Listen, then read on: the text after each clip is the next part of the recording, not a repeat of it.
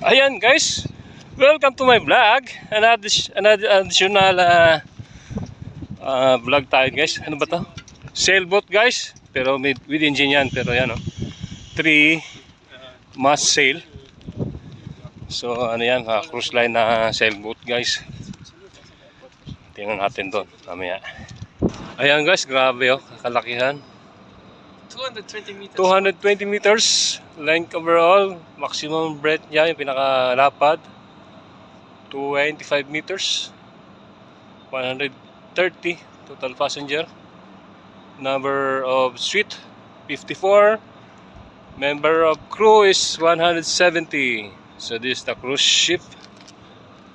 We're born here in Peter, you see? France. Here the twist from this forward sail. Yeah. This is with engine, yeah? Yeah. E-picture. And the wind, the true wind coming from this direction. Yeah. But with the forward speed, the relative wind coming from this side. That's why the forward, this is midship. Yeah. But here, you have a twist in the... In the above. Yeah. Very nice. So the Because this one delivery here is bring energy, but this two is 2026. Float 2020. Ay guys, bago pa lang to guys na sailing boat. Kaya pala ano, grabe. Ginagawa pala to. This is